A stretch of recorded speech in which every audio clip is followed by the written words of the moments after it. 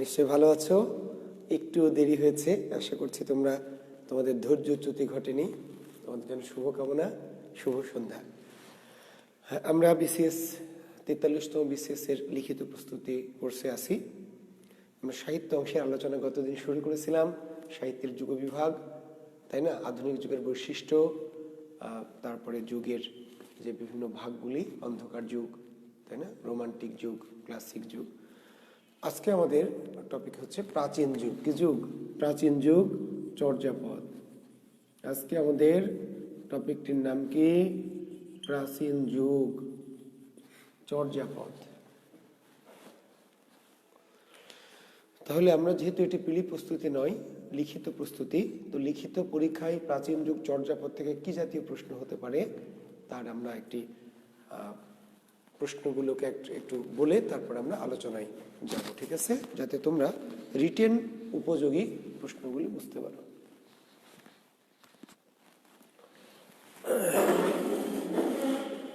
তো আমার সাথে তোমরা এর মধ্যে যুক্ত হয়েছো শানু শাহরিয়ার। ওয়ালাইকুম আসসালাম প্রিয় শিক্ষার্থী, আমি ভালো আছি, আশা করছি তুমি ভালো আছো। আব্দুর রহমান, ওয়ালাইকুম আসসালাম। ফরজান আখি, ওয়ালাইকুম আসসালাম রহমতুল্লাহ। হ্যাঁ আখি, ভালো আছি ইনশাল্লাহ, ভালো আছি, সুস্থ আছি। আলী ইমরান মুকুল যুক্ত হয়েছে আমাদের সাথে। তারপরে আমি দেখতে পাচ্ছি সেহলিনা সৃষ্টি, আমি যদি উচ্চারণটা ভুল না করি। ওমর ফারুক, হ্যাঁ ওয়ালাইকুম আসসালাম ফারুক, আশা করছি ভালো আছো। তো আমরা আজকে প্রাচীন যুগ চর্যাপদ, এবং গুরুত্বপূর্ণ চর্যাপদ থেকে একটি প্রশ্ন তো হয়, ভাগ্য ভালো হলে দুটি প্রশ্ন। চর্যাপদ এখান থেকে একটি প্রশ্ন তো হয়ই, প্রত্যেক বছর মিস নাই, কিন্তু একটি প্রশ্ন হবেই। ভাগ্য ভালো মন্দ যাই বলো, যে কপাল গুণে দুটি প্রশ্ন হতে পারে। তো আমরা শুরু করবো আলোচনা। এর মধ্যে খাইরুল বাশার যুক্ত হয়েছে, ওয়ালাইকুম আসসালাম রহমতুল্লাহ। নাজমুল হুদা যুক্ত হয়েছে। আলী ইমরান মুকুল, ওয়ালাইকুম আসসালাম বাবা, আমার প্রিয় শিষ্য, তোমাদের জন্য শুভকামনা, ভালোবাসা, অভিনন্দন। আমার ক্লাসে যে এই গুটি কয়েক তোমরা হাজির হয়েছ, আমার একেবারে অতি ভক্ত যারা, তাদের জন্য শুভকামনা। তোমরা কয়েকজন আসো বলেই হয়তো ক্লাসটা এখনো প্রাণ ভরে নিচ্ছি। তোমরাও যদি ছেড়ে চলে যাও তাহলে শুধু অভিনয় হয়ে যাবে আর কি, পুরো ব্যাপারটাই। তো আশা করছি তোমরা থাকবে আর কি। আমরা তাহলে চর্যাপদ থেকে প্রশ্ন লিখে নাও প্রিয় শিক্ষার্থী। চর্যাপদের আবিষ্কার সম্পর্কে যাহা যেন লিখো। চর্যাপদের আবিষ্কার সম্পর্কে প্রথম প্রশ্নটা কি, আমরা এক এক করে লিখে ফেলি।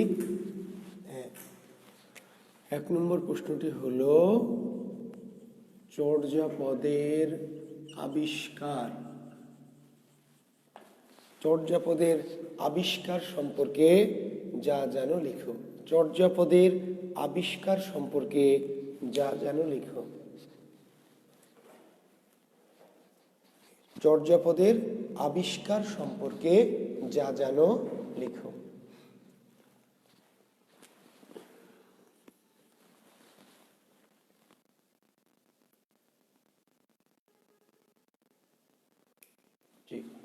লেখেন,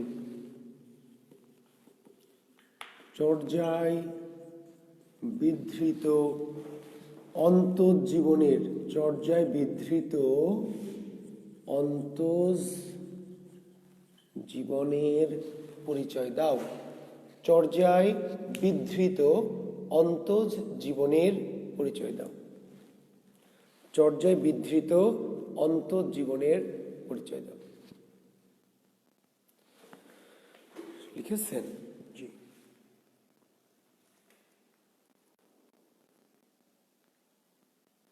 চর্যায় বিধৃত অন্তর্জীবনের পরিচয় দাও।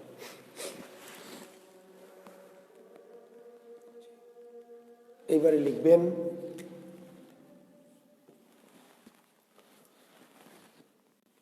চর্যায় বিধৃত অন্তর্জীবনের পরিচয় দাও। চর্যার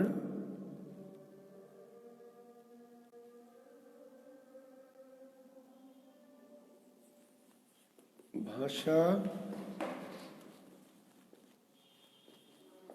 সম্পর্কে, চর্যার ভাষা সম্পর্কে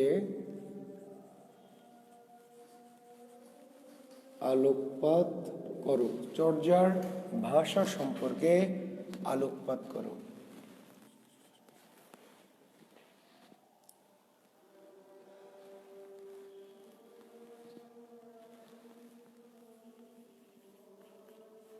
কান্নপা, ভুসুকুপা, লুইপা।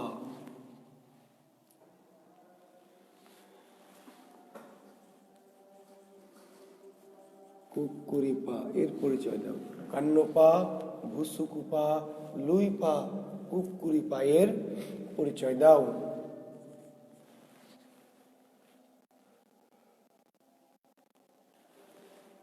ও ডি বি এল কি? ওডিবিএল কি? চর্যার অন্তর্জীবন, চর্যার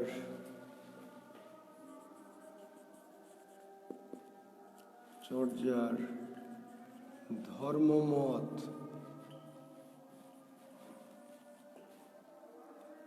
চর্যার ধর্মমত আলোচনা করো। অন্তর্জীবন, ধর্মমত, ভাষা, চর্যাপদের আবিষ্কার। কান্নপা, ভুসুকুপা, লুইপা, কুকুরিপার পরিচয়, ওডিবিএল কি? এই মোটামুটি চর্যাপদ সম্পর্কে আমাদের আলোচনা। আর একটি প্রশ্ন লিখব যে আধুনিক বাংলায় রূপান্তর কর। আচ্ছা, চর্যার প্রবাদ বাক্যগুলি। চর্যার প্রবাদ কয়টি ও কি কি? চর্যার প্রবাদ কয়টি ও কি কি?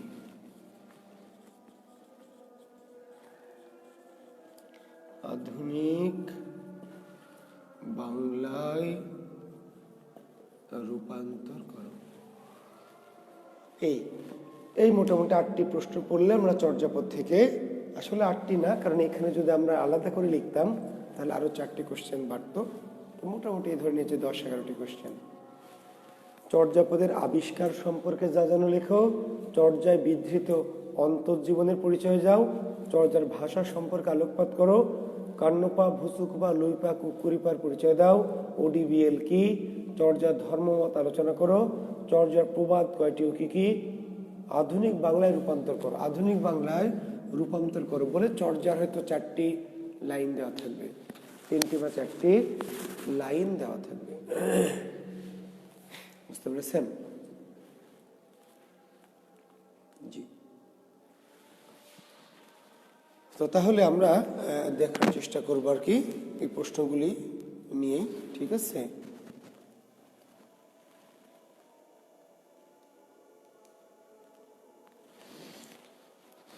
তো শিক্ষার্থী বন্ধুরা, আমরা তাহলে প্রথমে শুরু করি চর্যাপদের আবিষ্কার। লেখেন চর্যাপদের আবিষ্কার।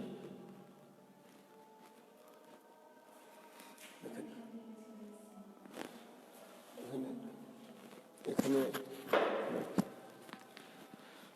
হাজার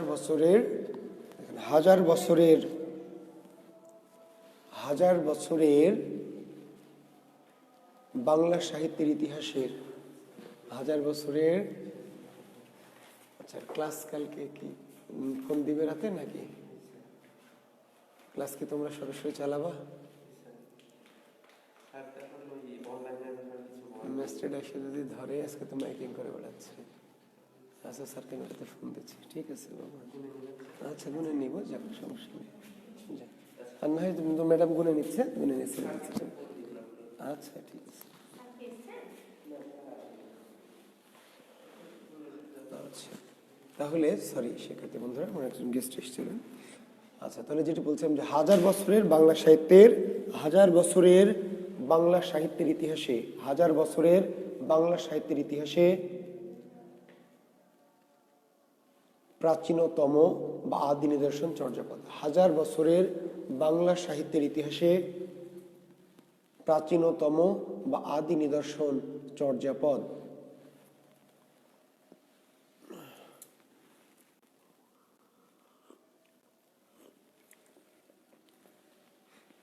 (650 থেকে 1200 সালের মধ্যে 650 থেকে 1200 সালের মধ্যে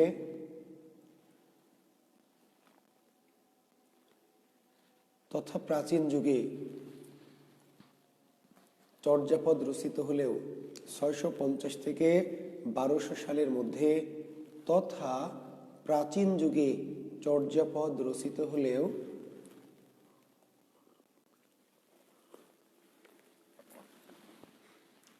কালের পরিক্রমায় এক সময় তা হারিয়ে যায়। কালের পরিক্রমায় এক সময় তা হারিয়ে যায়। কালের পরিক্রমায় এক সময় তা হারিয়ে যায়।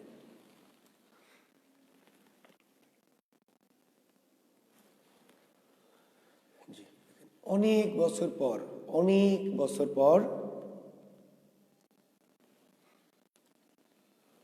বৌদ্ধ গবেষক রাজেন্দ্রলাল মিত্র, অনেক বছর পর বৌদ্ধ গবেষক রাজেন্দ্রলাল মিত্র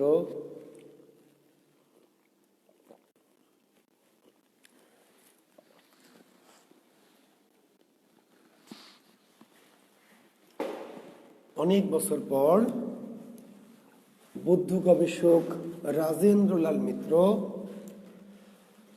তার গবেষণা গ্রন্থ Buddhist, BUDDHIST, Buddhist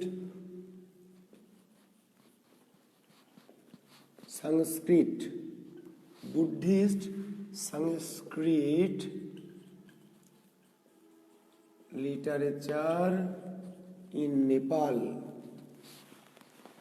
BUDDHIST, Buddhist Sanskrit, SANSKRIT, Sanskrit literature in Nepal গ্রন্থে সর্বপ্রথম চর্যাপদের কথা উল্লেখ করেন। বুদ্ধিস্ট সংস্কৃত লিটারেচার নেপাল গ্রন্থে চর্যাপদের কথা উল্লেখ করেন। চর্যাপদের কথা উল্লেখ করেন। চর্যাপদের কথা উল্লেখ করেন। তার এই কথার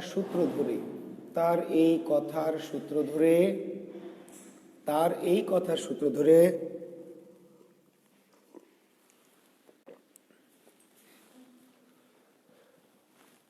কলকাতা বিশ্ববিদ্যালয়ের ভাষা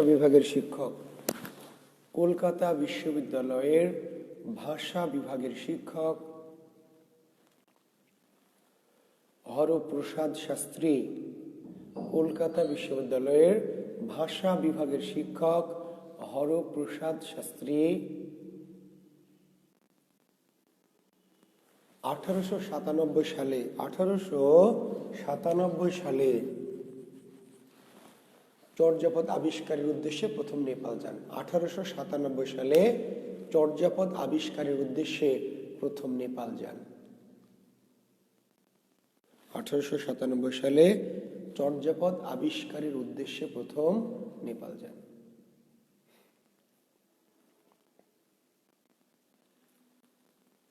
তবে তা খুঁজে পেতে ব্যর্থ হন।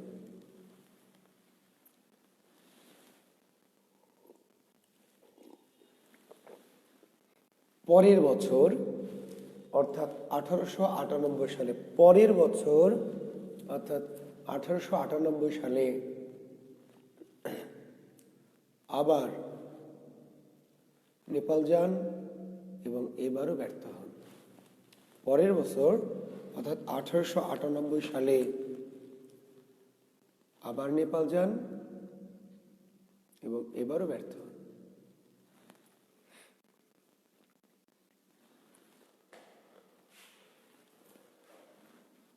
পরবর্তীতে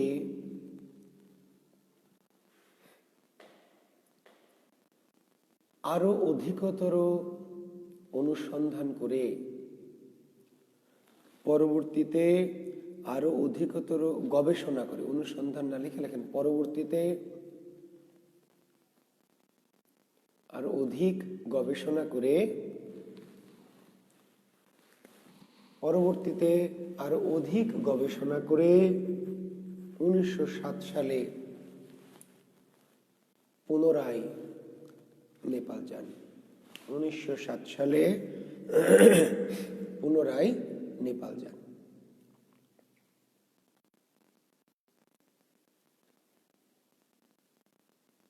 এবার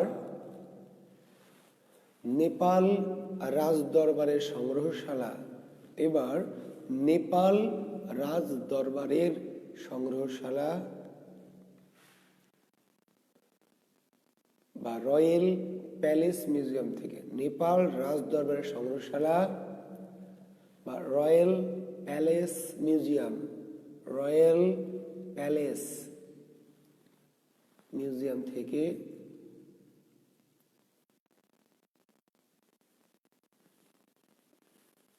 চর্যাপদ সহ ডাকার্ণব ও দোহাকোষের পুঁথি উদ্ধার করলেন। চর্যাপদ সহ ডাকার্ণব, চর্যাপদ সহ ডাকার্ণব ও দোহাকোষ, ডাকার্ণব ও দোহাকোষ এর পুঁথি উদ্ধার করেন।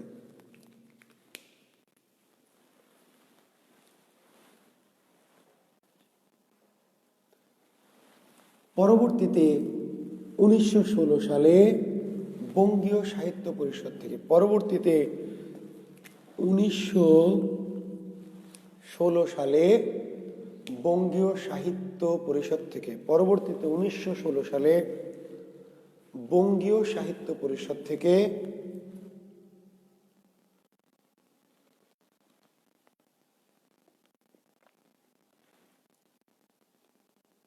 তার সম্পাদনায়, তার মানে হরপ্রসাদ শাস্ত্রীর, জি, তার সম্পাদনায় এই গ্রন্থটি প্রকাশিত হয়, তার সম্পাদনায় চর্যাপদ প্রকাশিত হয়, চর্যাপদ প্রকাশিত হয়।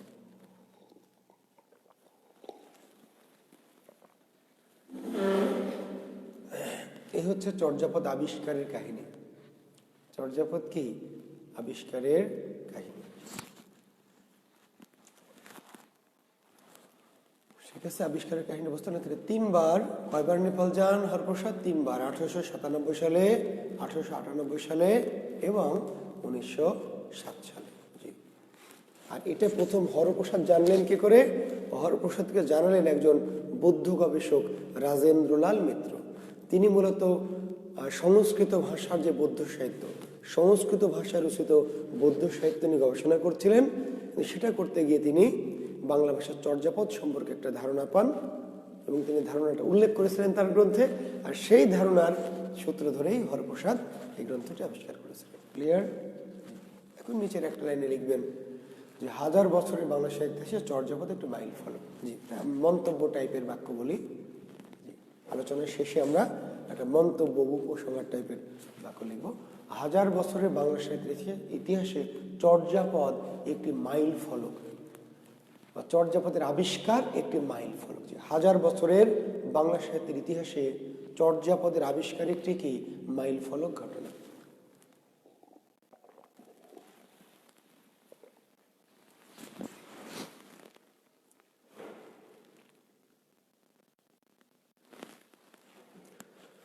এবার লেখেন চর্যাপদে বিধৃত অন্তজ জীবন।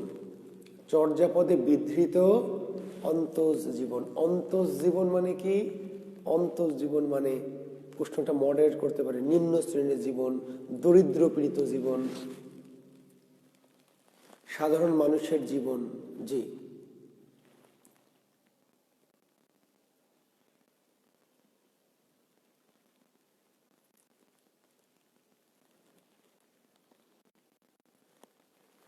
না, জন উইক ঠিক আমার কাছে পুরোপুরি আসে না, তবে যাদের কাছে আসে, আমি তো এখন সহকারী অধ্যাপক, আমি সহযোগী হলে আসবে। আমি সহযোগী হওয়ার প্রায় দ্বার প্রান্তে আছি। আমাদের লিখিত খাতা সাধারণত সহযোগী অধ্যাপক বা অধ্যাপকের 2 লেভেলে দেওয়া হয়। আমি সরাসরি পাই না, তবে যারা পান তাদের সাথে আমার সখ্যতা আছে এবং আমি কিছু দেখি আর কি, তাদেরকে হেল্প করার জন্য হলেও বা আমার নিজের ভালো লাগা থেকে আমি খাতা দেখি, বুঝতে পেরেছেন? তবে সরাসরি আমার কাছে আসে না। আর এখন থেকে অবশ্য সেই সুযোগ নেই। আপনারা জানেন যে আপনাদের সময় থেকে এখন রিটেনের খাতা আর আসবে না, পিএসসিতে গিয়েই দেখতে হবে। এরপরে খাতা আর আসবে না, পরীক্ষককে ওখানে গিয়ে নাম্বার দিতে হবে। জি, এরপর থেকে খাতা আর আসবে না। আমি যখন খাতা সিলেক্টেড হব তখন আমাকে চিঠি পাঠাবেন, আমাকে গিয়ে পিএসসিতে গিয়ে 2-4 দিন 7 দিন থেকে খাতা দেখে আসতে হবে।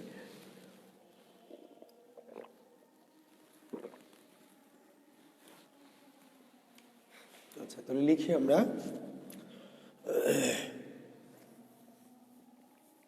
লেখেন, বাংলা সাহিত্যের আদি নিদর্শন চর্যাপদ। বাংলা সাহিত্যের আদি নিদর্শন চর্যাপদ। বাংলা সাহিত্যের আদি নিদর্শন চর্যাপদ। বইয়ে দাঁড়িয়ে দেন।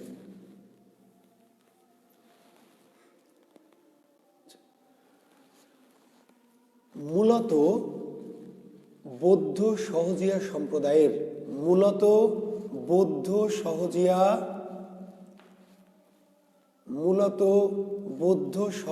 সম্প্রদায়ের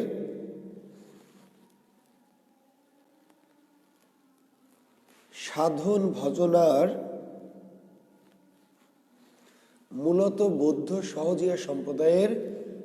সাধন ভজনার কথা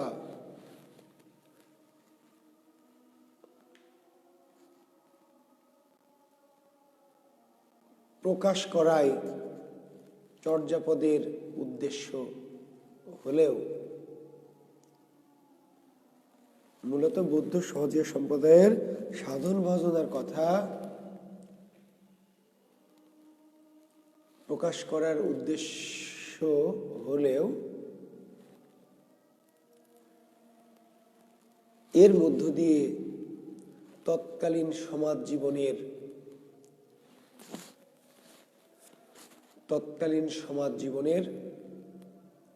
নানা চিত্র, বিশেষ করে দরিদ্র পীড়িত অন্তজ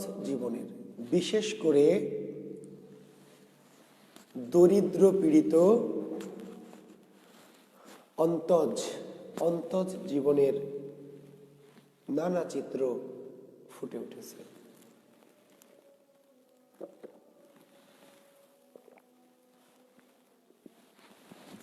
দরিদ্র পীড়িত অন্তজ জীবন এর নানা চিত্র ফুটে উঠেছে।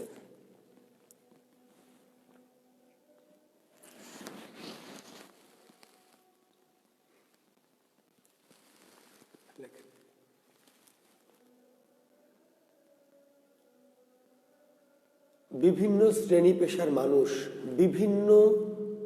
পেশার মানুষ যেমন জেলে, তাঁতি, ধোপা,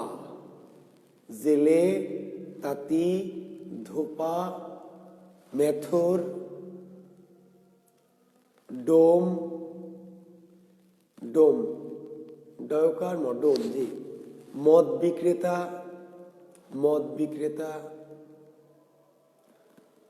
নর্তকী, পতিতা,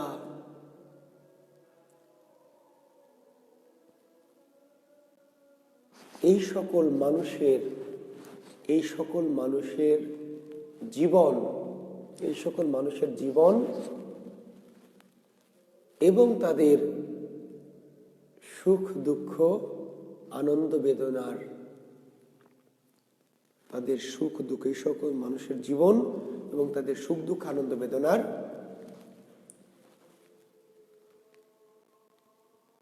অনুপুঙ্খ বিবরণ চর্যাপদে দেখতে পাওয়া যায়।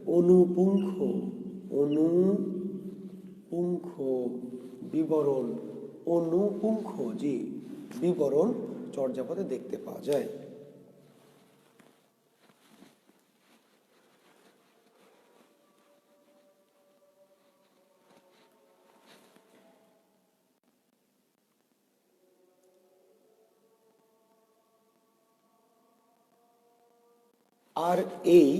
আর এই অন্তস বা নিম্ন শ্রেণীর মানুষের জীবন ছিল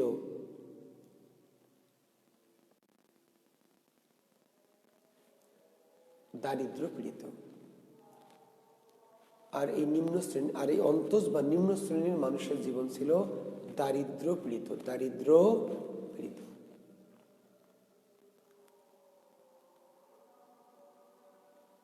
ঢেনঢন পায়ের একটি পদে পায়। ঢেনঢন পা, জি ঢেনঢন, ঢয়কার মূর্ধন্য ঢেন, ঢয়কার মূর্ধন্য ঢন, ঢেনঢন। ঢেনঢন পা, জি ঢেনঢন পায়ের একটি পদে পাই। লিখবেন টালত মোর ঘর নাহি পরবেশী। ঢেনঢন পায়ের, ঢেনঢন ঢেন ঢেন হয়ে গেছে, দুঃখিত শিক্ষার্থী বন্ধুরা, ঢেন ঢেন না, সরি ঢেনঢন, ঢেনঢন পায়ের একটি পদে পাই। টালত মোর ঘর, এ পর্যন্ত কি বোর্ডে আসছে? হ্যাঁ আসছে। টালত মোর ঘর নাহি পরবেশী,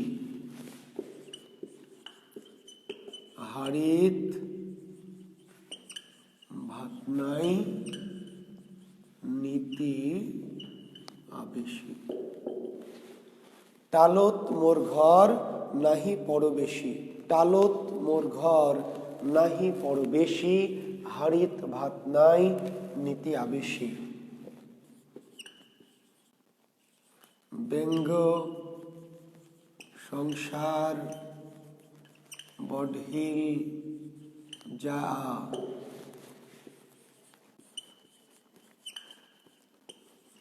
দুহিল দুধুকি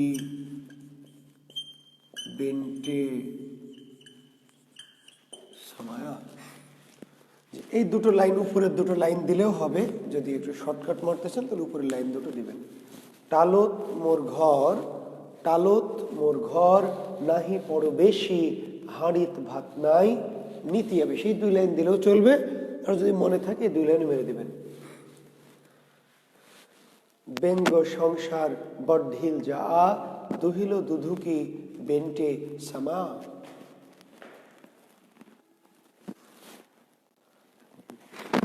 টালত মোর ঘর, পাহাড়ের চূড়ায় আমার ঘর। টালত মানে টিলা, টালত মানে কি টিলা, টিলা, জি ছোট পাহাড়কে বলে টিলা। টিলার উপরে আমার ঘর, নাহি পরবেশী প্রতিবেশী নাই। পাহাড়ের টিলায় আমার ঘর, প্রতিবেশী নাই, নাই প্রতিবেশী, হাড়িত ভাত নাই নীতি আবেশী। হাড়িত ভাত নাই তো বাংলা করার দরকার নেই, বোঝেন তো, হাড়িত ভাত নাই নীতি নিত্য নিয়মিত মেহমান আসে, আত্মীয়, আবেশী মানে আত্মীয়। পাহাড়ের চূড়ায় আমার ঘর, প্রতিবেশী নাই, হাড়িতে ভাত নাই কিন্তু নিয়মিত আত্মীয় আসে। এই যে দারিদ্রপীড়িত জীবন, জি। ব্যঙ্গ সংসার বঢিল যায়, ব্যাঙের মতো সংসার বেড়ে যায়, বাচ্চা কাচ্চা, জি। সেই যুগে জন্ম নিয়ন্ত্রণ পদ্ধতি ছিল না, বুঝতে পারলেন? বছর বছর একটা করে বিয়ান দিত বউরা আর কি, জি। বিয়ান শব্দটা খারাপ ভাবে নিয়েন না, সাহিত্যের ভাষায় বলছি, যে পদ্মা নদীর মাঝে পড়ে দেখবেন, ঠিক আছে, কুবেরের যে সহকর্মী আর কি, সহকারী গণেশ, এই গণেশ বলছে যে বউ থাকলে প্রতি বছর একটা করে বিয়ান দেয়, এতে খুশির কি আছে আর বেজারের কি আছে। এই আরো আমাদের যে প্রাচীন যুগের সাহিত্য বলছে যে ব্যঙ্গ সংসার বঢিল যায়, ব্যাঙের মতো সংসার বেড়ে যায়। সংসার বেড়ে যায় কেমন করে? ব্যাঙের মতো বেড়ে যায়।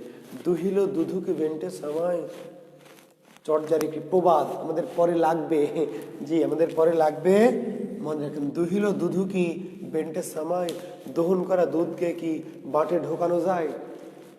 দুহিল দুধু, দহন করা দুধকে কি বেন্টে মানে বাট, বাট সামাই মানে প্রবেশ করানো, ঢোকানো, দহন করা দুধকে কি বাটে ঢোকানো যায়? দহন করা দুধকে কি বাটে প্রবেশ করানো যায়? এখন এই যে হাঁড়ির ভাত নাই, প্রতিবেশী নাই, এমনি অভাবের সংসার, টানাটানি, এর মধ্যে মেহমান চলে আসছে, তাই না? আর বাচ্চা কাচ্চা প্রতি বছর বছর জন্মাতে আছে। এখন এই যে বাচ্চা জন্মালো, এই বাচ্চাটাকে বলা যাবে বাবারে আমাদের হাঁড়িতে খাবার নাই, তুই যেখানে আসছিস সেখান থেকে চলে যা? বাচ্চাকে কি আবার আগের জায়গায় ফিরিয়ে দেওয়া যাবে? দহন করা দুধকে যেমন বাটে প্রবেশ করানো যায় না, তাহলে এই যে সংসার যে বেড়ে গেল, বাচ্চা কাচ্চা ব্যাঙের বাচ্চার মতো জন্মালো, এদেরকে আর চাইলেও আগের জায়গায় ফিরিয়ে দেওয়া কি যায়? এই কথাটার মধ্যে একটা এক ধরনের কি কষ্ট আছে আসলে। দারিদ্র্য এমন জীবন যে যে বাচ্চা জন্মায় যাচ্ছে, খাবার নাই, ঠিক আছে, হাঁড়ির ভাত নাই, কিন্তু বাচ্চা জন্মাতে আছে। যদি এমন করা যেত যে বাচ্চাগুলোকে ফিরাই দেওয়া যেত, কিন্তু ফিরাই দেওয়া যাচ্ছে না। চর্যাকাররা দুঃখ করে বলছেন, দুহিল দুধু কি, প্রবাদ দিয়ে বলে যাচ্ছেন, দুহিল দুধু কি বেন্টে সামাই, দহন করা দুধ, দুধ দোয়ার পরে কি আবার বাটে ঢুকানো যায়? নিচে এবার লেখেন যে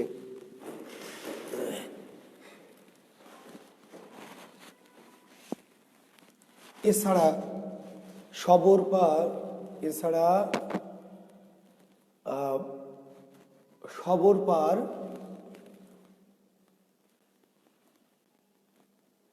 একটি পদে পাওয়া যায়, এছাড়া সবর পার একটি চর্যায় পাওয়া যায়।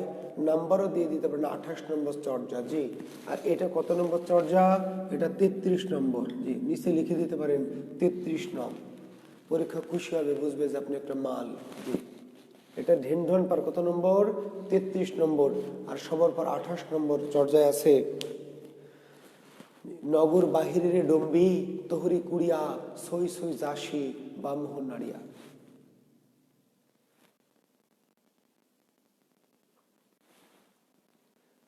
নগর বাহিরের ডম্বি তোহরি কুড়িয়া, না সরি, এটা সবর পার 28 নম্বর না,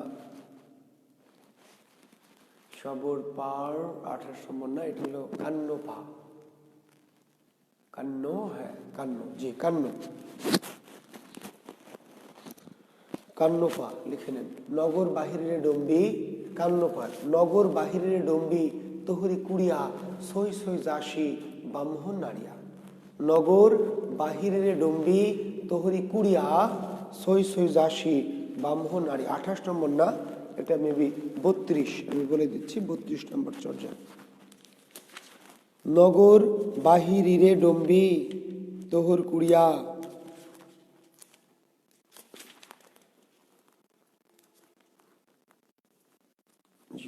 10 নম্বর চর্যা। 10, নগর বাহিরিরে ডম্বি তোহরি কুড়িয়া, সই সই যাসি বামোহন নাড়িয়া।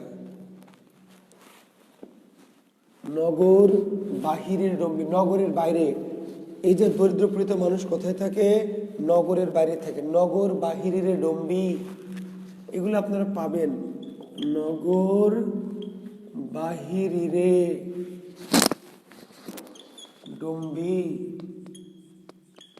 তোহরি কুড়িয়া, সই সই যাসি, সই সই যাসি ব্রাহ্ম নাড়িয়া। নগর বাহিরে ডুম্বি তোহরি কুড়িয়া, সই সই যাসি, সই সই যাসি ব্রাহ্ম নাড়িয়া। নগরী বাহিরি রে, নগর বাহিরি রে ডম্বি, বাহিরি রে নগরের বাইরে রে ডোম, ডোম নারী তোর পুড়ে ঘর। তাহলে এই যে গরিব মানুষেরা, গরিব ডোম রমণীরা কোথায় থাকে?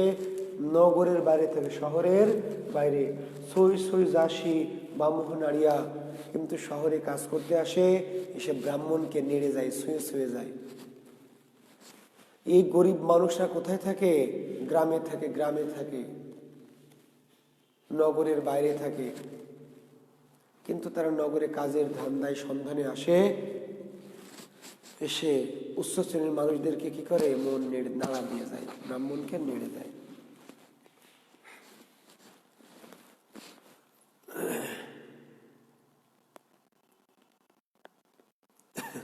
100 পদ্মা 64 পাখুড়ি তহিসরি নাচই ডম্বি বাপুরি। নর্তকীদের কথা, নটীদের কথা বলছে। 100 পদ্মা 64 পাখুড়ি তহিচরি নাচই ডম্বি বাপুরি। আলো ডম্বি তো পুষ্মি সদ্ভাবে আইসি জাসি ডম্বি কাহিরি নাবে। তান্তি বিকনহ ডম্বি আবার মো চাঙিড়া তোহর অন্তরে মো ছাড়ি নড় এরা। তান্তি বিকনহ ডম্বি, তান্তি বিকনহ তান্তি, তাঁতের তাঁতের কাপড় বিক্রি করে ডম্বি। তান্তি বিকনহ ডম্বি আবর্ম চাঙিড়া, আবার কখনো চাঙিড়া বাঁশের, বাঁশ বেতের, বুঝতে পারলেন, জিনিসপত্র বেচে বেড়ায়। ডোম রমণীরা গ্রামে থাকে, গ্রাম থেকে শহরে এসে হাতে তৈরি কাপড় বিক্রি করে, পাহাড়ি মেয়েদের মতো, ভাবেন পাহাড়ি মেয়ে যারা। তান্তি বিকনহ ডম্বি, ডম্বি তুমি কাপড় বিক্রি করো তাঁতের। তান্তি বিকনহ ডম্বি আবর্ম চাঙিড়া, আবার তুমি কখনো চাঙিড়া, চাঙিড়া মানে বাঁশের তৈরি যে বিভিন্ন তৈজসপত্র। তোহর অন্তরে মই ছাড়ি নড় এরা।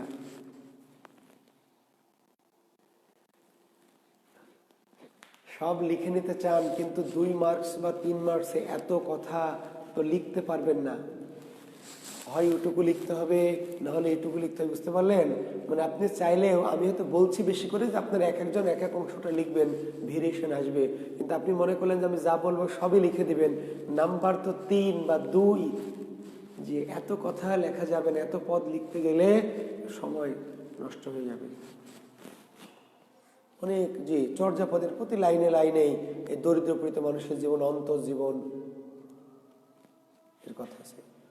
এই লাইনটা লিখতে চাইলে লিখতে পারবেন।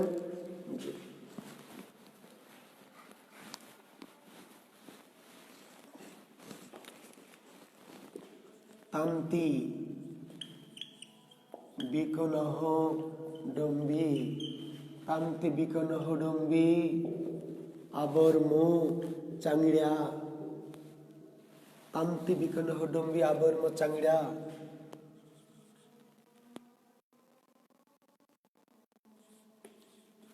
তোহর অন্তরে মো ছাড়ি নড় এরা। তান্তি বিকনহ ডম্বি আবর্ম চাঙিড়া, তান্তি বিকনহ ডম্বি আবর্ম চাঙিড়া। তোহর অন্তরে মো ছাড়ি নড় এরা।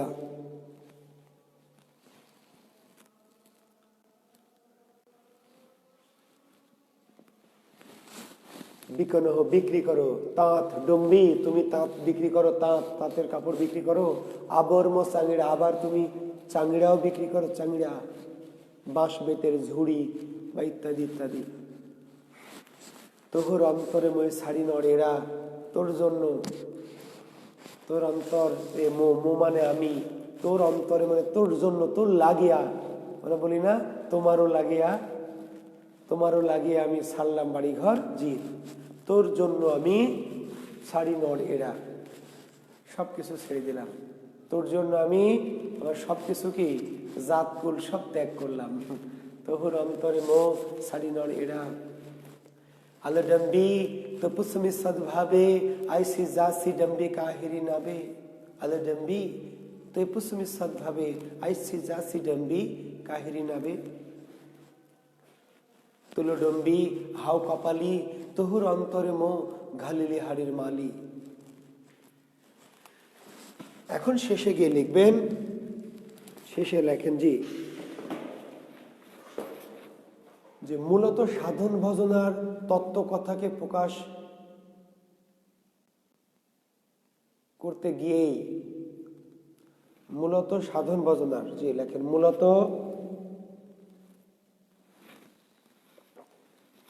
সাধন ভজনার তত্ত্ব কথা প্রকাশ করতে গিয়েই,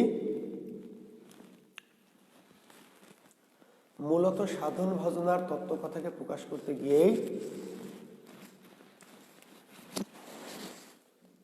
রূপক বা প্রতীক হিসাবে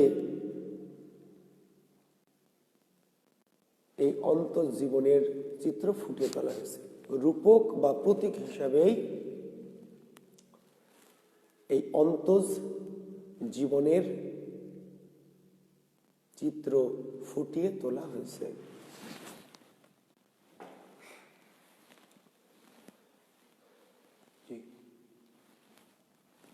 ঠিক আছে, এবার লেখেন চর্যাপদের ভাষা। চর্যাপদের কি ভাষা?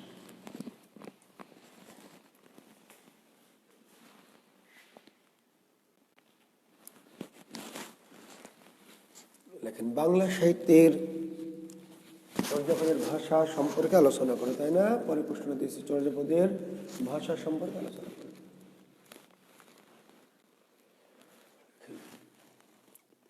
বাংলা সাহিত্যের সবচেয়ে প্রাচীন বা আদি নিদর্শন চর্যাপদ। বাংলা সাহিত্যের সবচেয়ে প্রাচীন বা আদি নিদর্শন চর্যাপদ।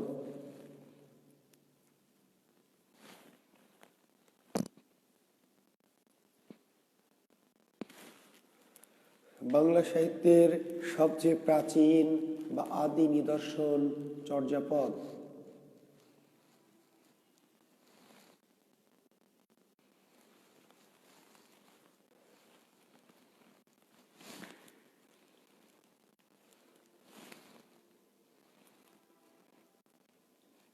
দেখেন 650 থেকে 1200 সালের মধ্যে রচিত, 650 থেকে 1200 সালের মধ্যে রচিত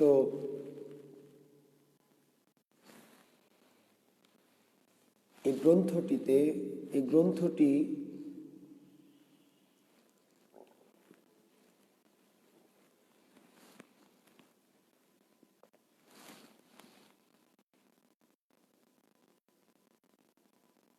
বাংলা ভাষা, প্রাচীন যুগের বাংলা ভাষায় রচিত। প্রাচীন যুগের বাংলা ভাষায় রচিত। প্রাচীন যুগের বাংলা ভাষায় রচিত।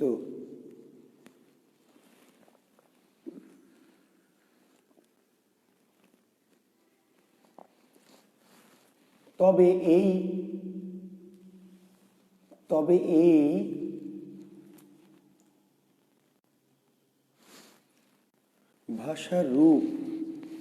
এই ভাষার রূপ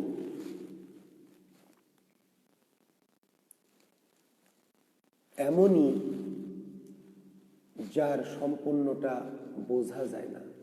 তবে এই ভাষার রূপ এমনই যা সম্পূর্ণটা বোঝা যায় না।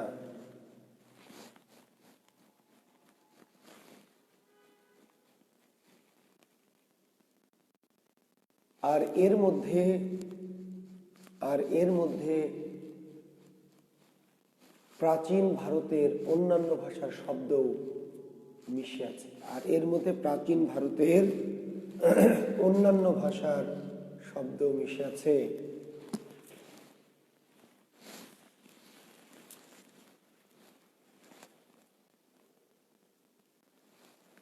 ফলে ডক্টর মোহাম্মদ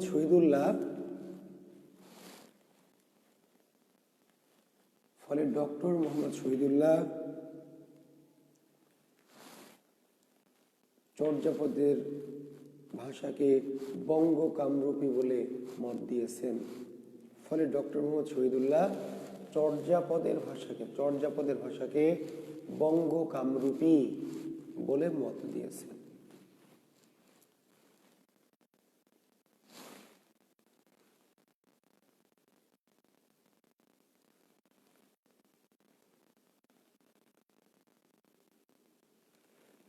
তবে পণ্ডিত হরপ্রসাদ শাস্ত্রী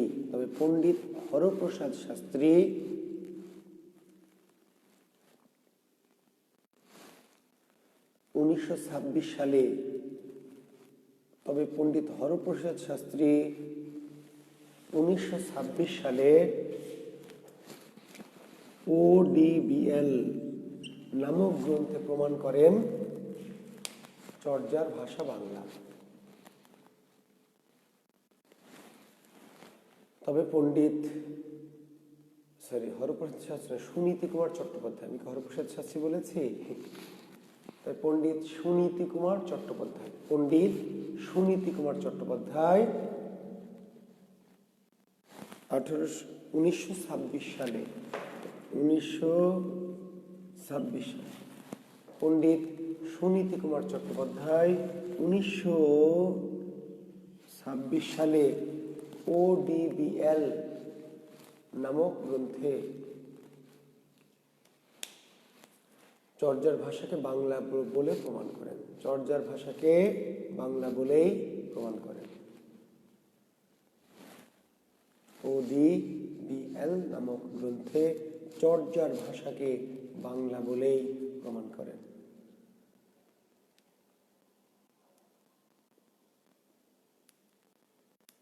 বাংলা বলেই।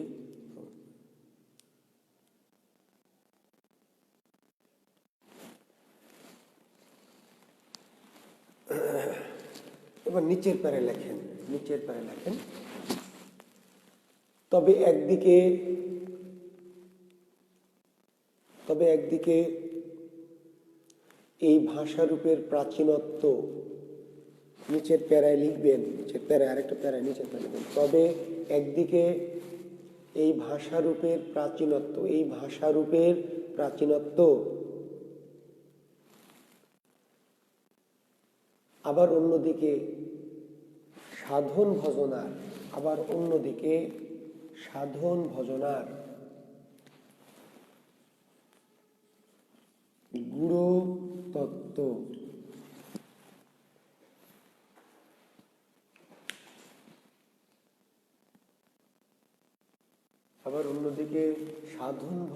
গূঢ়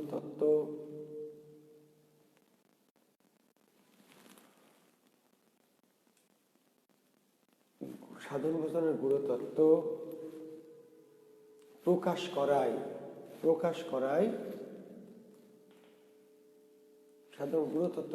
করায় চর্যাপদের ভাষা পুরোপুরি বোঝা যায় না।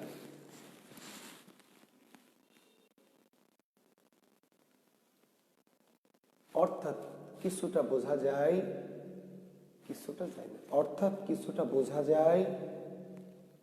কিছুটা যায় না।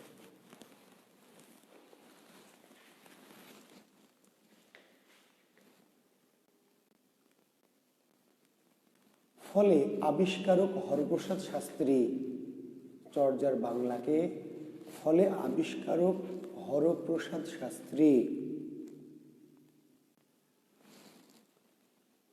চর্যার বাংলাকে নামকরণ করেছেন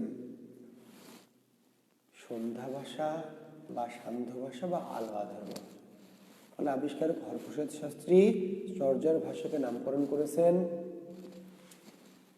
সন্ধ্যা ভাষা বা সান্ধ্য ভাষা বা আলো আধারিময় ভাষা।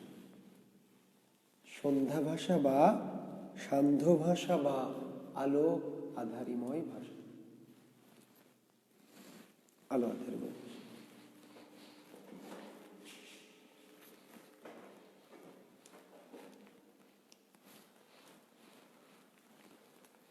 এই যে পরের প্রশ্নে যান। আচ্ছা, পরের প্রশ্ন যাই থাক, আমরা একটু ধর্মমতটা নিয়ে আলোচনা করে ফেলি, যে সিকোয়েন্সটা যাই থাক। চর্যাকারদের পরিচয়টা আছে, আমি একটু শেষে বলছি, আমি আমার মতো করে। চর্যার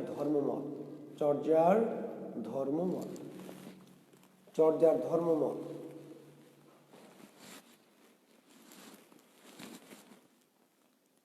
দিয়েছি না? চর্যার ধর্মমত আলোচনা করো, বা চর্যার ধর্মমত সম্পর্কে জানানো লেখো।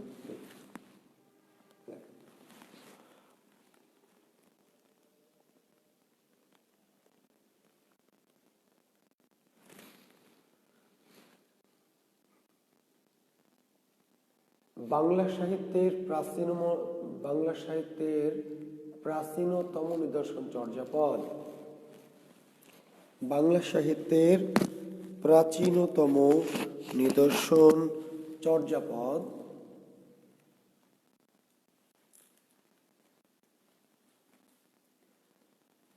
সাহিত্য গ্রন্থ হিসাবে স্বীকৃত হলেও, বাংলা সাহিত্যের প্রাচীনতম নিদর্শন চর্যাপদ সাহিত্য গ্রন্থ হিসাবে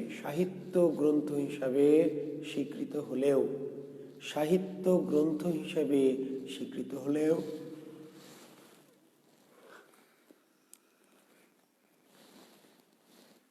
এটি মূলত ধর্মীয় সাধন ভজনার তত্ত্ব। এটি মূলত ধর্মীয় সাধন ভজনার তত্ত্ব। এটি মূলত ধর্মীয় সাধন ভজনার তত্ত্ব। সাধন ভজনার তত্ত্ব।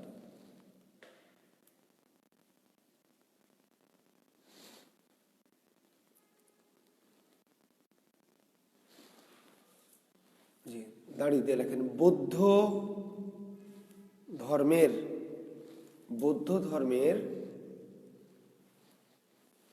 সহজিয়া সম্প্রদায়ের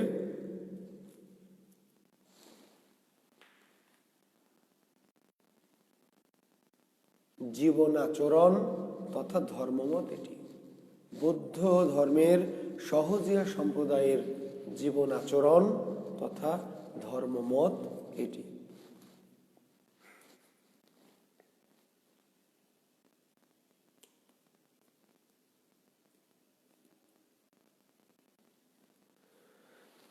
একজন বৌদ্ধ সহজিয়া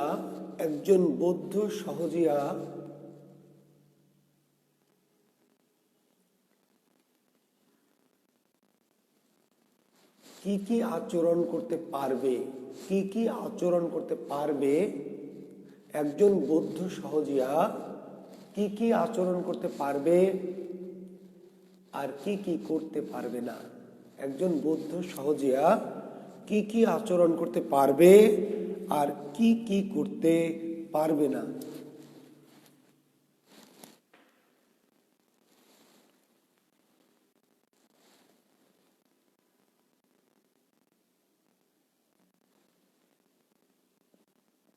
তারই তাত্ত্বিক উপস্থাপন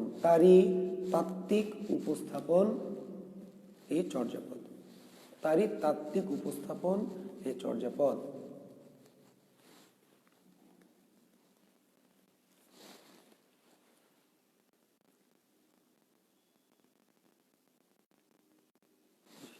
নিচের পেরে লেখেন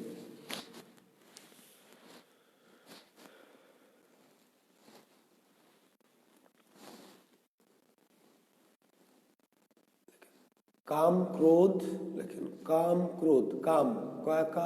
কাম জি ক্রোধ, লোভ লালসা। কাম ক্রোধ লোভ লালসা। মোহ ময়কার মোহ আর মাৎসর্য।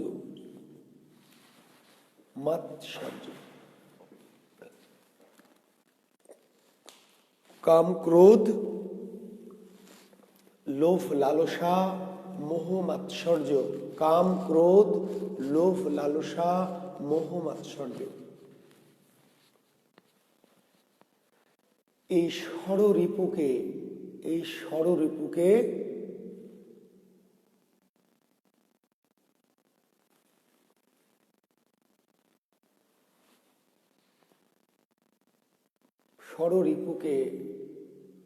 পরিচালনকারী পাঁচটি ইন্দ্রিয়। এই ষড়রিপুকে পরিচালনকারী পাঁচটি ইন্দ্রিয়।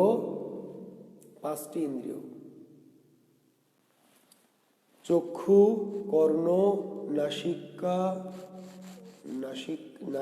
জিহ্বা ত্বক। চক্ষু কর্ণ নাসিকা জিহ্বা ত্বক।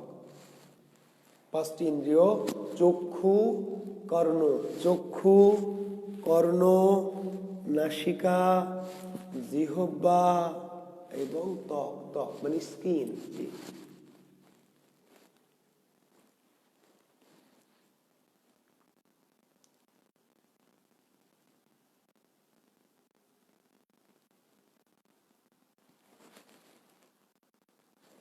এর উপর ত্বক, চক্ষু কর্ণ নাসিকা জিহ্বা ত্বক, এর উপর নিয়ন্ত্রণ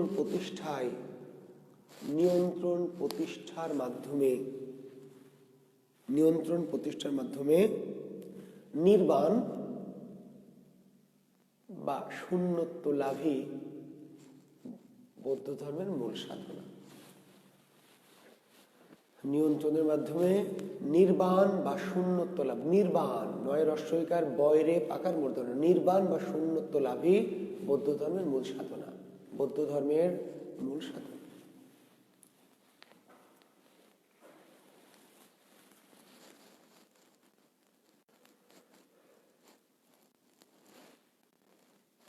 তাই তো লুইপার পদে বর্ণিত হয়েছে, তাই তো লুই পায়ের পদে দেখতে পাই, তাই তো লুই পায়ের পদে দেখতে পাই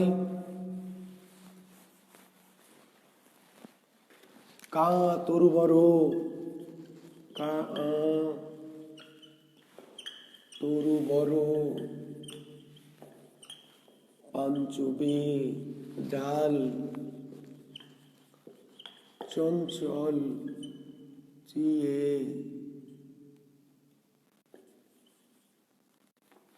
চঞ্চল চিয়ে বৈঠাকাল। তাই তো লুইপার একটি পদে দেখতে পাই কা তরু বড় পাঞ্চবি ডাল চঞ্চল চিয়ে বৈঠাকাল।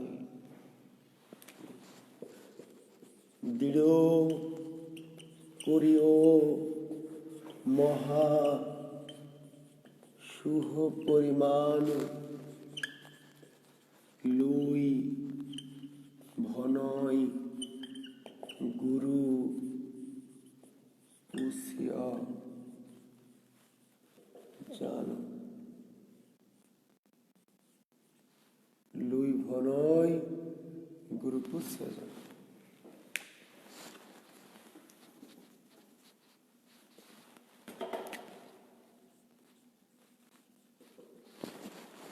কা তরু বড় পাঞ্চবি ডাল, কা তরু বড় পাঞ্চবি ডাল চঞ্চল চিয়ে বৈঠাকাল। দৃঢ় করিও মহা শুভ পরিমাণ, দৃঢ় করিও মহা শুভ পরিমাণ লুই ভনয় গুরু পুষিয়া জান।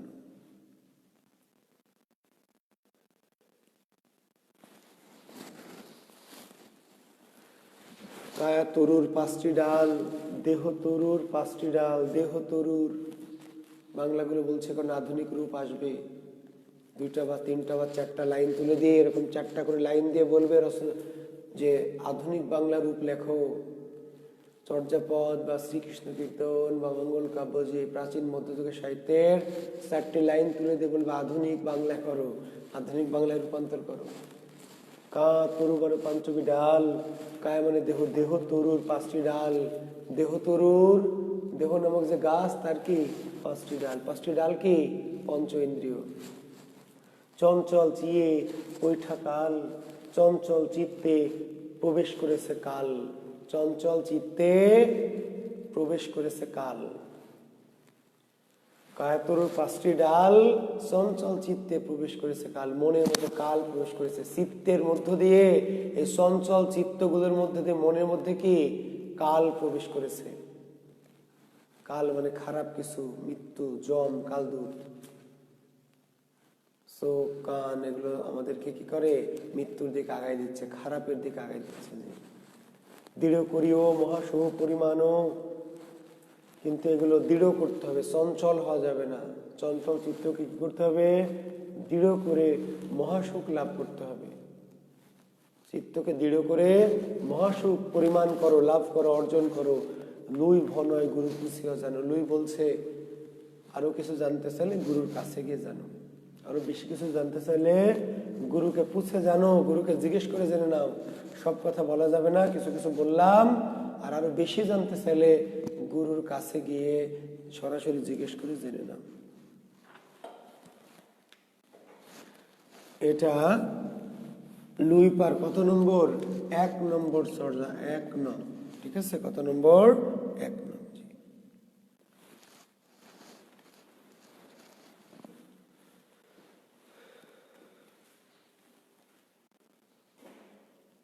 তাহলে চর্যাপদে,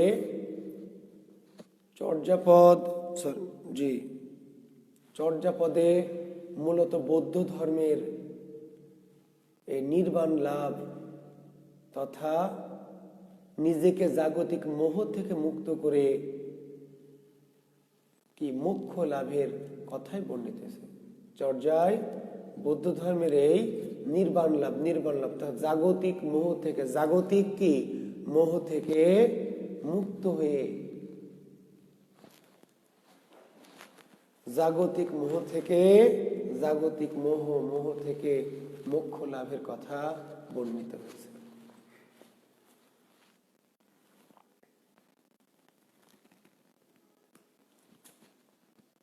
তাই তো কান্নপা বলছে, মারি শাশু ননন্দ ঘরে শালি, মা মারি কান্ন ভইল কপালি। মারি শাশু ননন্দ ঘরে শালি, মা মারি কান্ন ভইল কপালি। মাকে মেরে, শাশুড়িকে মেরে, ননদকে মেরে, শালিকে মেরে কান্ন কি কাপালিক হয়েছে। মা মারি, মারি শাশু ননন্দ ঘরে শালি। লিখে নেবেন মুকুল? আচ্ছা ঠিক আছে, লিখে নেন। মারি শাশু, মারি মারি শাশু ননন্দ ঘরে শালি, মা মারি কান্ন ভইল কাবালি। মা মারি, মারি শাশু, মারি শাশু মেরে শাশুড়িকে, শাশুড়িকে মেরে, ননদকে মেরে, এমনকি ঘরে শালিকে মেরে, শেষ পর্যন্ত মাকে মেরে কান্ন কাপালিক হইল। ভইল মানে হইল, কাবালি মানে কাপালি। কাপালি করে সিদ্ধা বা যোগী। যোগী হতে হলে, সিদ্ধা হতে হলে, বুঝতে পারলেন, মোক্ষ লাভ করতে হলে কি করতে হবে? শাশুড়িকে মারতে হবে, ননদকে মারতে হবে, শালিকে মারতে হবে, এমনকি মাকেও মেরে ফেলতে হবে। কেন মেরে ফেলতে হবে? কারণ সংসারের যদি মায়া থাকে, আকর্ষণ থাকে, তাহলে সাধক হওয়া যাবে না। মুখ্য লাভ, মোট কথা সংসারের সকল মায়া মোহ একে ছিন্ন করে কি করতে হবে? সাধনা, সাধক হতে হবে, কাপালিক হতে হবে। কাপালিক, যোগী, সাধক। সংসারের যদি মায়া থাকে, বাচ্চা কাচ্চার মায়া, স্ত্রীর মায়া, শালীর মায়া, বাবা মার মায়া, তাহলে যোগী হয়ে যাবে। মারি শাশু ননন্দ ঘরে শালি,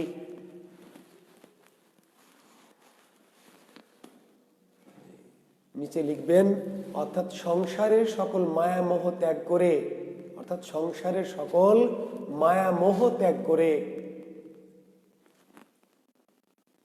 চির মুক্তি লাভ তথা নির্বাণ লাভ।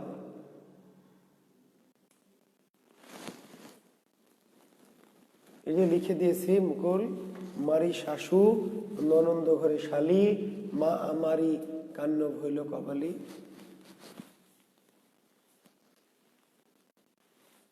সংসারের সকল মোহ মায়া ছিন্ন করে কি করতে হবে? চিরমুক্তি নির্বাণ লাভ করতে হবে। এটি হলো বৌদ্ধ ধর্মের সাধনা, এটি হলো চর্যাপদের কি ধর্মতত্ত্ব।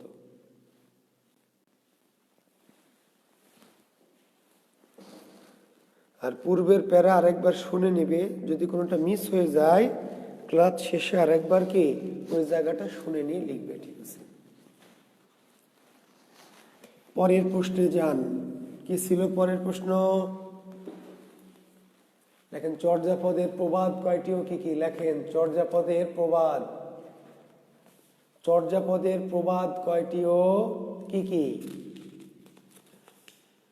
লেখেন। 1000 বছরের বাংলা সাহিত্যের আদি নিদর্শন চর্যাপদ। 1000 বছরের বাংলা সাহিত্যের আদি নিদর্শন চর্যাপদ।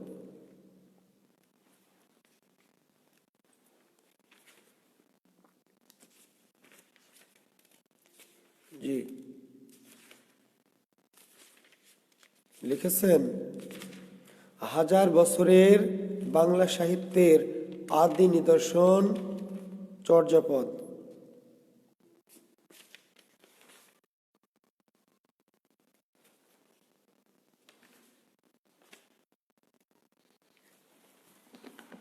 লিখলেন?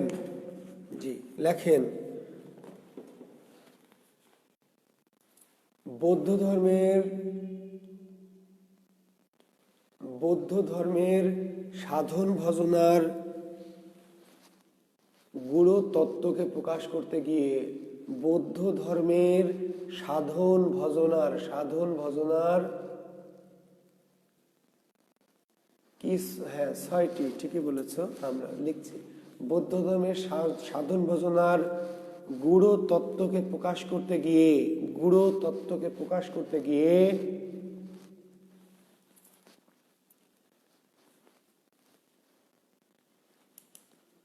চর্যাপদে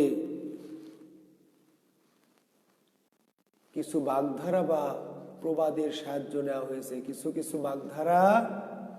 বাগধারা ও প্রবাদের সাহায্য নেওয়া হয়েছে।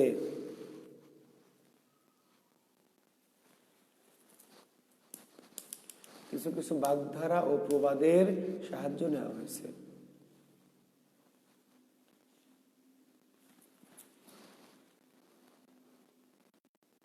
সাহিত্য তাত্ত্বিকদের মতে চর্যাপদে প্রবাদের সংখ্যা 6টি। সাহিত্য তাত্ত্বিকদের মতে, আমার মতে না, আপনার মতে না, কার মতে? যারা সাহিত্য নিয়ে গবেষণা করেন, যে সাহিত্য তাত্ত্বিকদের মতে চর্যায় প্রবাদের সংখ্যা 6টি। চর্যায় প্রবাদের সংখ্যা 6টি। চর্যায় প্রবাদের সংখ্যা 6টি। চর্যায় প্রবাদের সংখ্যা 6টি। কি কি লেখেন? এগুলো হলো বলে লেখেন। আপনা মাংসে হরিণা বৈরী। জি, আপনা মাংসে হরিণা বৈরী। আপনা মাংসে হরিণা বৈরী লিখেছেন। যে লেখেন ভূসুকুপা 6 নং পদ। ভূসুকুপা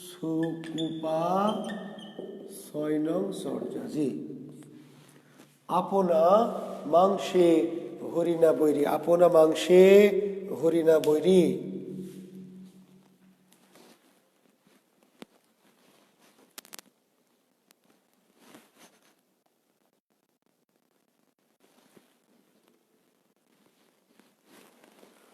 আপনা মাংসে হরিণা বৈরী, ভূসুকুপা 6 নম্বর চর্যা।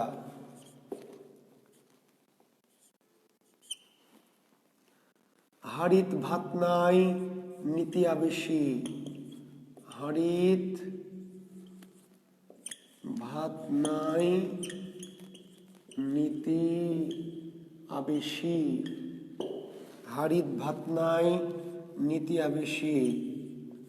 ঢেনঢন পা 33 নং চর্যা।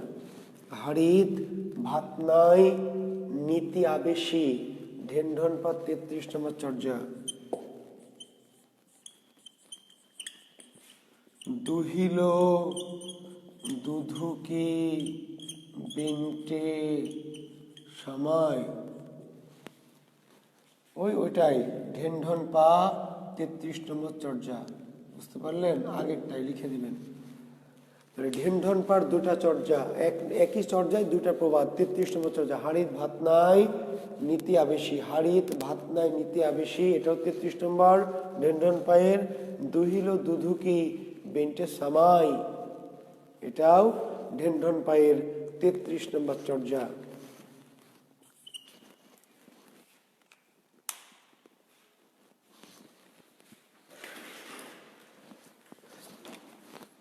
হাতের কাঙ্কন। হাতের কাঙ্কন মা লৌ দাপন।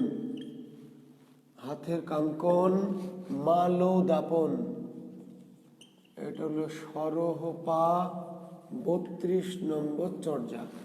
হাতের কাঙ্কন মালৌ দাপন। মালৌ দাপন। হাতের কাঙ্কন মানে চুড়ি, মা মানে না, লৌ দাপন দর্পণ লাগে না দেখতে। হাতের কঙ্কন মালো দাপন, হাতের কঙ্কন দেখতে আয়না লাগে না, দর্পণ লাগে না। হাতের কঙ্কন দেখতে আয়না লাগে না, জি, মানে কাছের জিনিস দেখতে আয়না লাগে না, এটা প্রবাদ। আসলে এর মধ্যে দিয়ে গভীরতর কথা আছে। হাতের কঙ্কন মালৌ দাপন, হাতের কঙ্কন দেখতে দর্পণ প্রয়োজন হয় না, আয়নার প্রয়োজন হয় না। সরহপা 32 নম্বর চর্যা। বর সুন গোহালি, বর সুন গোহালি কি মো দুঠ বলন্দে, বর সুন গোহালি কি মো দুঠ বলন্দে, বর সুন গোহালি, এটা সরহপার 39 নম্বর। সরহপার 39 নম্বর। বর সুন গোহালি, বর সুন গোহালি কি মো দুঠ বলন্দে, এটা আধুনিক রূপ হচ্ছে দুষ্ট গরুর চেয়ে শূন্য গোয়াল ভালো, দুষ্ট গরুর চেয়ে শূন্য গোয়াল ভালো। বর সুন গোহালি, বরং শূন্য গোয়াল ভালো, বরং শূন্য গোয়াল ভালো। কি করব আমি দুষ্ট বলদ দিয়ে, দুষ্ট বলদ দিয়ে আমি কি করব, তার চেয়ে আমার শূন্য গোয়াল ভালো। নিচে দেখতে পাচ্ছেন মনে হয়, জি, আন চাহন্তে, এটা বুঝতে দিলাম 39 নম্বর চর্যা, লিখে নেন। আন চাহন্তে আন বিন্থা, আন চাহন্তে আন বিন্থা, অন চাহন্তে আন বিন্থা, অন চাহন্তে আন বিন্থা, অন চাহন্তে আন বিন্ধা, এটা হলো কঙ্কন পা। কি পা? কঙ্কন পা 44 নম্বর। অন চাহন্তে, অন চাহন্তে আন বিন্ধা, এক চাইতে আরেক নষ্ট হলো, বিন্ধা মানে বিনষ্ট হলো, অন্য চাইতে গিয়ে অন্য বিনষ্ট হলো। বুঝতে পারলেন? প্রতিবেশী ভাবির দিকে তাকাতে গিয়ে নিজের ঘরেরটা কি জি হারাই গেল বা নষ্ট হলো। অন চাহন্তে আনবিন, এক চাইতে গিয়ে আরেক নষ্ট হলো। কঙ্কন পা। কি পা? কঙ্কন পা। নাকি মুনতাসির মাহমুদ? দুইটা রাখতে গিয়ে কোনোটাই কি একটা রেখে আরেকটার দিকে হাত বাড়ালেন, এবার দুইটাই কি নষ্ট হয়ে গেল। অন চাহন্তে আন বিন্ধা, একের জন্য আরেকটা কি, একটা চাইতে গিয়ে আরেকটা নষ্ট হলো। তাহলে একটা হলো ভুসুকুপার 6 নম্বর চর্যা। ভুসুকুপা আপনা মাংসে হরিণা বৈরী, হরিণ তার নিজের মাংসের জন্য শত্রু। ঢেনঢন পার দুটি প্রবাদ একই চর্যা, 33 নম্বর চর্যা। এটা আমরা আগেও লিখে দিয়েছি, হাড়িত ভাত নাই নিতে বেশি, আর দুহিল দুদুকে বেন্টের সময়। সরহপার দুটি চর্যা 32 আর 39। সরহপার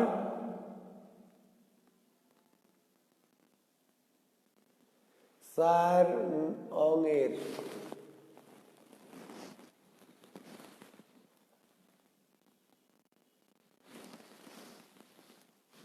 গুরু রহস্য শুনবি, গুরুর কাছে এসে জিজ্ঞেস করতে হবে। আলী ইমরান মুকুল, সিদ্ধাচার্যরা বলে দিয়েছে যদি আরো বেশি কিছু জানতে চাও তাহলে গুরুর দরবারে, খাজা বাবার দরবারে এসে গুরু পুছিও জানো, অনলাইনে হবে না। আরো যদি গভীর কিছু জানতে চাও তাহলে লুইপা বলে দিয়েছে যে কি করতে হবে, গুরু পুছিও জানো। গুরুকে জিজ্ঞেস করে, গুরুর দরবারে এসে, খাজা বাবার দরবারে গিয়ে বাবাকে ভক্তি প্রণাম, সাষ্টাঙ্গে প্রণাম করে তারপরে জানতে হবে।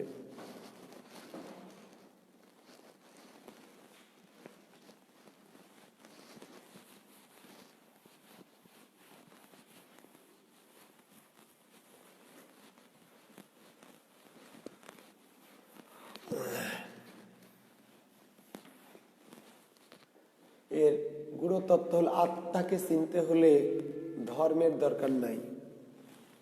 আত্মা আত্মা আমি আমাকে চিনি, know thyself, know thyself. জি, আত্মা তো আমার কাছে আছে। আত্মা কি পাপী না পুণ্য, বুঝতে পারলেন? জি, আত্মাকে জানার জন্য অন্যের কাছে, ধর্মগ্রন্থে, বেদ বেদান্ত, কোরআন পুরাণের কাছে যাওয়ার দরকার নাই। আত্মাকে জানার জন্য, আত্মাকে নিজেকে চেনার জন্য কোরআন পুরাণ, বেদ বেদান্ত, জিন্দা বেস্তার সাহায্যের দরকার নাই। নিজের হৃদয়কে, আত্মাকে প্রশ্ন করলেই সকল প্রশ্ন। নজরুল বলেছেন যে মিথ্যা শুনিনি ভাই, এই হৃদয়ের চেয়ে বড় কোনো মন্দির কাবা নাই। বুঝতে পারলেন? জি। লালনের অনেক গানে আছে, একবার আপনারে চিনতে পারলে রে, একবার আপনারে চিনতে পারলে রে, যাবে অচেনা রে চেনা, যাবে অচেনা রে চেনা, যার আপন খবর আপনার হয় না, ও যার আপন খবর আপনার হয় না। একবার আপনারে চিনতে পারলে রে, যাবে অচেনা রে চেনা, যাবে অচেনা রে চেনা, যার আপন খবর আপনার হয় না, ও যার আপন খবর আপনার হয় না। ও সাই নিকট থেকে দূরে দেখা,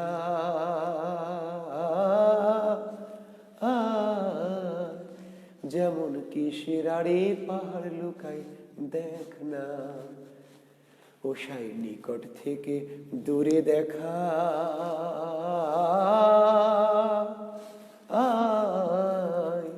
যেমন কিসের আড়ে পাহাড় লুকায় দেখ না।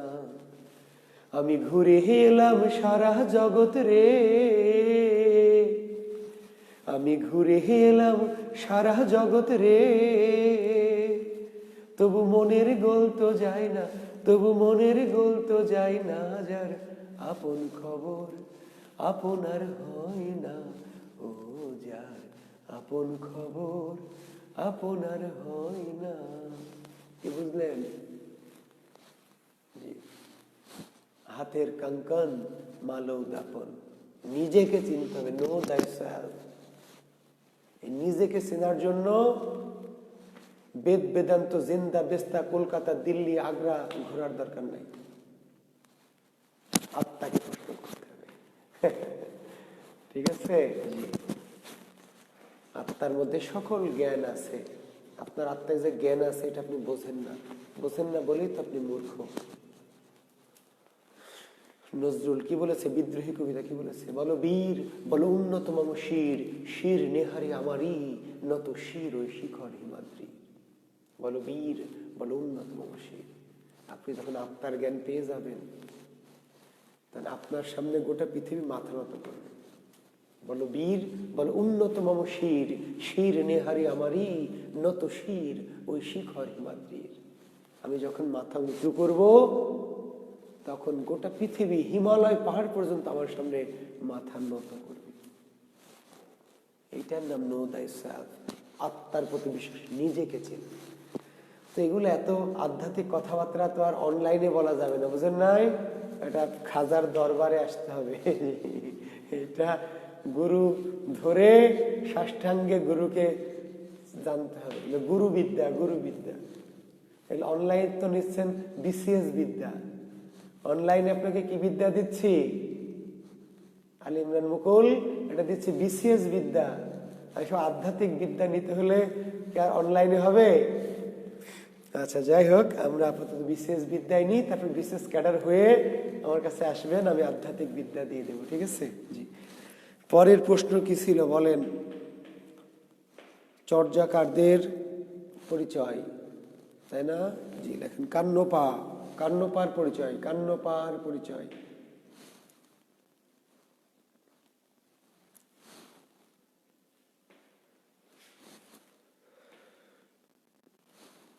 বাংলা সাহিত্যের সর্বপ্রাচীন নিদর্শন চর্যাপদ। বাংলা সাহিত্যের সর্বপ্রাচীন নিদর্শন চর্যাপদ।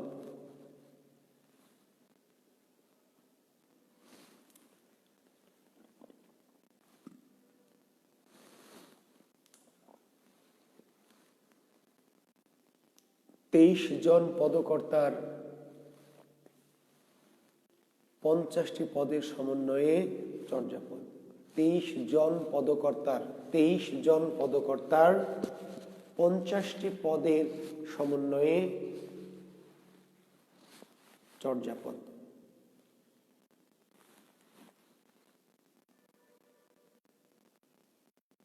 আর এর সর্বশ্রেষ্ঠ পদকর্তা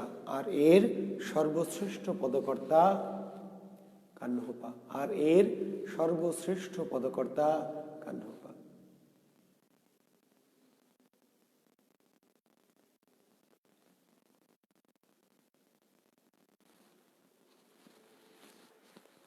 এমনকি চর্যার সর্বোচ্চ সংখ্যক পদের রচয়িতাও তিনি। এমনকি চর্যার সর্বোচ্চ সংখ্যক পদের রচয়িতাও তিনি।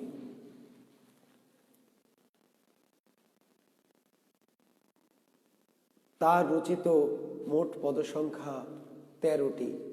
তার রচিত মোট পদসংখ্যা 13টি।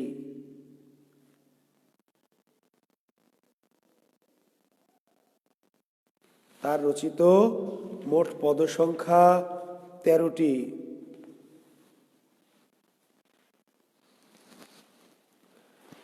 এগুলো হলো লেখেন 7, 9, 10, 11, 12, 13। এগুলো হলো 7, 9, 10, 11, 12, 13,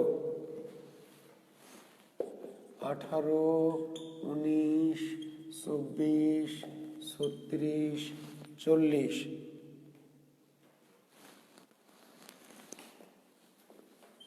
42, 45। 7, 9, 10, 11, 12, 13। 8 বাদ, মাঝখানে 8টা বাদ। 7, 9, 10, 11, 12, 13, 18, 19, 24, 36, 40, 42, 45। জি, বাট 3 স্তরে লেখেন। জি, 40, 42, 46,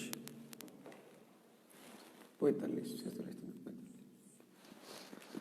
7, 9, 10। সংখ্যাগুলো সবই যে দিতে হবে এমন না, দিতেই হবে এমন না। জানলে দিলেন, জানা থাকলো। পিলিতে লাগে কোনটি কান্নপার পদ, কোনটি কান্নপার পদ নয়। তো কান্নপার মোট পদ কয়টি?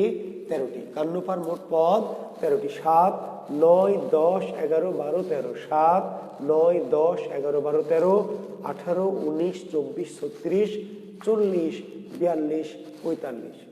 হয়েছে 13টা। 1, 2, 3, 4, 5, 6, 7, 8, 9, 10, 11, 12, 13।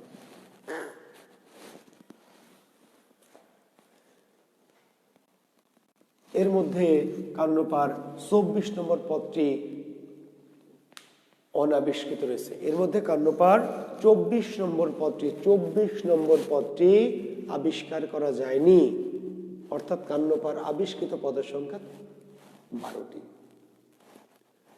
এই 13টি পদ লিখেছিল, রচনা করেছে 13টি, কিন্তু 24 নম্বর পদটি হারিয়ে গেছে। পুঁথির পাতা ছেঁড়া থাকা, অর্থাৎ এই পদটি আবিষ্কার করা যায়নি। অর্থাৎ কান্নপার আবিষ্কৃত পদের সংখ্যা 12টি।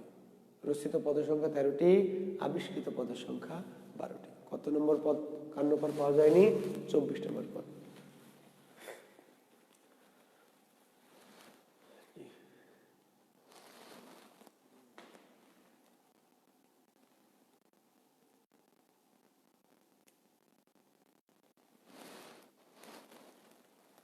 লেখেন, তার প্রকৃত নাম ছিল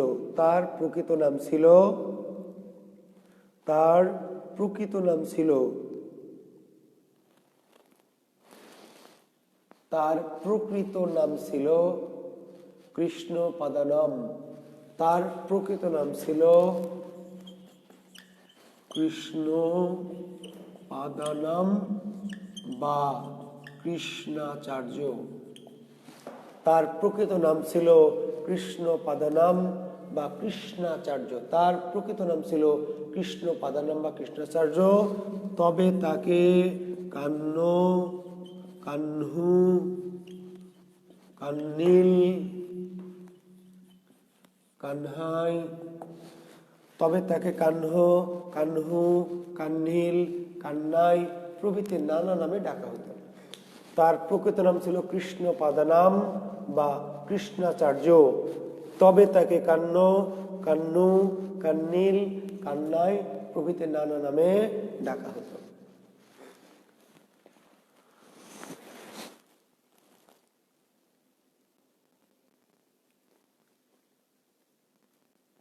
ডক্টর মোহাম্মদ শহীদুল্লাহর মতে তার বাড়ি ছিল উড়িষ্যা। ডক্টর মোহাম্মদ শহীদুল্লাহর মতে তার বাড়ি ছিল উড়িষ্যা।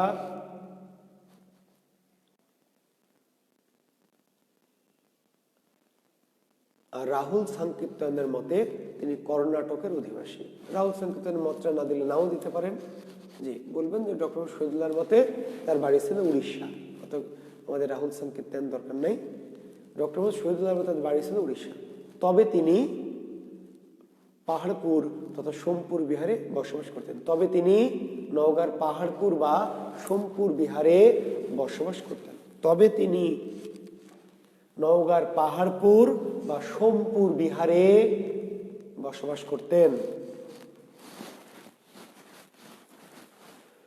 এবার কান্নপার পদের দৃষ্টান্ত বলে দুটো লাইন মেরে দিবেন, তাহলে নতুন লাইন দেওয়ার দরকার নেই, যে আগে দিয়েছি দুটো লাইন মেরে দিবেন, তাহলে ঝামেলাটা কম হবে, মুখস্থ করা কম লাগবে। লেখেন কান্নপার পদের দৃষ্টান্ত। কান্নপার পদের কি দৃষ্টান্ত? কান্নপার পদের দৃষ্টান্ত। এই পদের দৃষ্টান্ত হলো যে দুটো পদ তখন দিয়েছে, দেখেন যে মারি শাশু ননন্দ ঘরে শালি, মা মারি কান্ন ভৈল কবালে দিয়েছি। ওই দুটো লাইন মেরে দেন কান্নপার পদ। ধর্মতত্ত্বে আমি যে দুটো লাইন মেরে দিয়েছি ওই দুটো লাইন, মারি শাশু ননন্দ ঘরে শালি, মা মারি কান্ন ভৈল কবালে দিয়েছি। যদি আরো দিতে চান লিখবেন যে যে আইলা তে তে গেলা, যে যে আইলা তে তে গেলা। অবশ্যই এই যে যেটা বর্গীয় জ দিয়ে দেওয়া আছে আমরা সেটাই দিব। যে যাইলা তেতে গেলা, অবনা গবনে, অবনা গবনে কাহ্ন বিমনা ভইলা। যে যে আইলা তেতে গেলা। আরো একটা পদ যদি মনে করেন যে কান্নপার স্যার আরো একটা পদ আমরা একটু জানলাম বা ওটা না দিয়ে আরেকটা দিলাম, তাহলে যে যে আইলা, যে যে আইলা তেতে গেলা, অবনা গবনে, অবনা গবনে কাহ্ন বিমনা ভইলা। যে যে এলো শেষে গেল, যে যে এলো শেষে কি গেল, যে যে এলো শেষে গেল। কেউ এসে থাকবে? যে যে আসবে শেষে যাবে। আর এসব দেখে অবনা গমন, গমনাগমন যাতায়াত দেখে কান্ন বিমন উদাসীন হলো। যে যে আসলো শেষে চলে গেল, কেউ থাকবে না। যে আসবে তাকে চলে যেতে হবে। যাওয়া আসা দেখে কান্ন বিমন হলো, উন্মন হলো, উদাসীন হলো। এসে যদি চলে যেতে হয় তাহলে বাড়ি ঘর সংসার সমাজ রাষ্ট্র যশ খ্যাতি সুনাম বিশেষ জ্ঞানের হয়ে কি লাভ? অবনগমনে কান্ন বিমন। তো শিক্ষার্থী বন্ধুরা, চর্যার আমাদের দুটো ক্লাস আছে, এটা থাক। আগামী দিন আমরা চর্যা নিয়ে বাকি আমাদের যারও কয়েকজন পদকর্তা আছে, ভুসুকু পা, লুই পা, ঠিক আছে, তারপরে কুকুরি পা, এমনকি আমরা সম্ভব হলে সবর পাকে নিয়ে পড়বো। আর চর্যার কিছু আধুনিক বাংলায় রূপান্তর করবো, চর্যার কিছু গুরুত্বপূর্ণ লাইনকে কি আধুনিক বাংলায়। তাহলে আগামী দিন চর্যাপদ নিয়ে আমরা আরো কিছু গুরুত্বপূর্ণ কথাবার্তা বলবো। তাহলে দুটো ক্লাস আমরা করলে একটি কোশ্চেন নিশ্চিত কমন পাবো। আজকে তাড়াহুড়া করে শেষ করতে চাচ্ছি না বা বলে দিতে চাচ্ছি না যে আপনারা পড়ে নিয়েন, বলেই দিতে পারি যে পড়ে নিয়েন, প্রশ্নটা আমি দিলাম। তবে আমি যেটুকু আগামী দিন আমরা চর্যা বাকি চর্যাকারদের নিয়ে আলোচনা করব এবং তার সাথে আমরা চর্যাপদের কিছু কি গুরুত্বপূর্ণ লাইন লিখে লিখে আধুনিক বাংলায় রূপান্তর করব এবং আরো দু একটি কথা চর্যাপদ থেকে গুরুত্বপূর্ণ মনে করলে আগামী দিন আলোচনা করব। দিয়ে আমরা আগামী দিন ইনশাআল্লাহ চর্যাপদটা শেষ করবো। এই দুটো ক্লাসের মধ্য থেকে লিখে রাখবেন যে অবশ্যই কি একটি প্রশ্ন তো পাবেন, কপাল ভালো দুটোই পেতে পারেন, অন্তত একটি পাবেন। জি শিক্ষার্থী বন্ধুরা ভালো থাকবেন, আজকের মতো এই পর্যন্তই। শুভকামনা, শুভরাত্রি, আল্লাহ হাফেজ।